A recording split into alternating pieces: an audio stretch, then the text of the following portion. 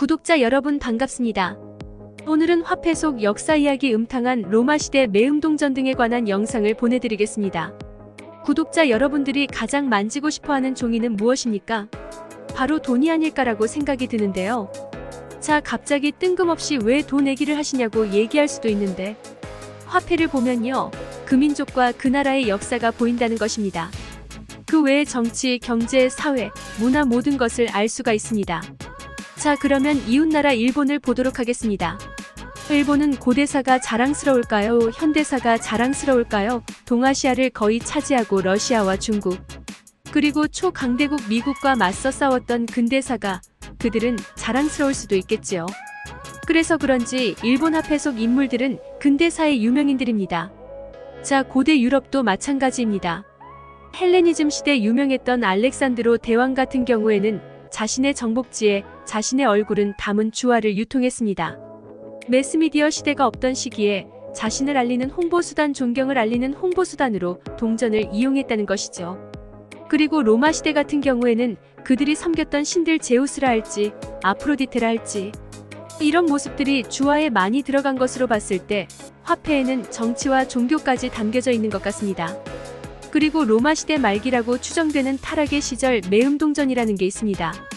이 동전은 남녀가 성행위하는 장면을 묘사하고 있는데요. 이것은 매음 거래에서 사용되었던 동전이라고 추정되고 있는데, 로마 말기에 타락했던 모습도 이렇게 화폐 속에서 읽을 수 있는 것입니다. 남색을 비롯한 수강과 해괴망측한 성행위들이 난무했기 때문입니다.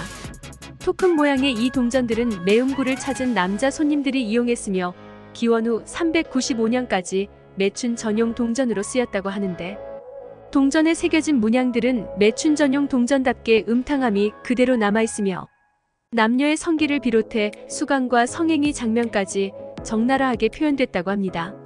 이 동전을 소개한 사이트는 동전 문양과 숫자에 따라 매춘의 종류와 서비스가 결정된 것으로 보인다고 밝혔는데, 대다수 네티즌들은 신기하다는 반응이었고, 일부 네티즌은 로마 시대가 얼마나 음탕하고 퇴폐적이었는지 동전에서 잘 드러난다고 지적했습니다. 그리고 동전은 중국인들의 천하관도 읽어볼 수 있습니다. 우리나라의 경우에는 엽전을 썼다고 많이 얘기를 하는데, 그 근원이 이제 중국에서 옵니다. 그 최초의 돈이 바로 반량전이라는 돈입니다. 중국 시황제 진시황제 아시지요? 진시황제가 만들었던 동전인데, 서양인들은 이 동전을 보고 놀려댑니다. 가운데 구멍이 뚫려있는 엽전 꾸러미로 들고 다니려던 게 아니냐라고 생각할 수도 있는데, 그건 아니고 중국인들은 천원 집안이라고 생각했어요. 하늘은 둥근 원으로 되어 있고, 그리고 우리가 밟고 있는 땅은 사각형이다라고 생각을 해서 우주천지가 만물을 담듯이 여기는 바로 반량전이 되겠습니다. 자, 그리고 반량전이라는 동전과 함께 명도전이 우리나라의 고조선 시대에 되는데요. 여기 있는 명도전은 한자 그대로 밝은 빛을 내는 칼 모양의 돈이 되겠는데요. 중국 해안 지방에서 어부들이 생선 아가미를 따는 도구로도 실제로 사용되었는데요. 여기 있는 화폐는 그 지역선까지 보여주는 것까지 알 수 있습니다. 고조선에서 중국의 화폐가 수입된 이후에 우리나라의 화폐도 나름대로 발전을 하게 되는데, 정상적인 화폐가 통용되기 시작한 것은 조선시대 후기 쪽의 상평통보가 되겠습니다. 그리고 개화기에 이르러서 고종황제 때 백동화, 적동화, 황동화동으로 만든 돈들이 만들어지게 됩니다. 자, 그런데 국권 침탈 직전에 일제는 우리나라를 합병하기 위해서 화폐부터 통일합니다. 유럽의 경우도 하나로 합치기 위해서 유로 화폐부터 통일하지 않습니까? 유럽의 시장은 반대하는데 강제로 화폐는 통일됩니다. 당시 우리나라에 있었던 일본의 제1은행권, 여기 보시는 얼굴이 제1은행권 은행장 얼굴인데요. 이 제1은행권으로 우리나라의 화폐가 교환됐으니 이것이 1905년에 실시된 화폐의 정리사업이 되겠습니다. 자, 1911년이면 우리나라가 일본에 의해서 망한 지 2년째가 되는 해가 되는데요. 이때는 원으로 통화가 됩니다. 그러고 나서 1945년에 광복을 맞이하게 되고 이승만 정권 때 원이 다시 환으로 바뀌게 됩니다. 자, 그런데 돈은 왜 전부 다 뒤에 원, 환이 붙을까요? 돈은 왜 돈일까요? 돌고 돌아서 돈입니다. 돌고 돌아서 원이고요. 돌고 돌아서 환, 이것이 돈의 의미가 아니겠습니까?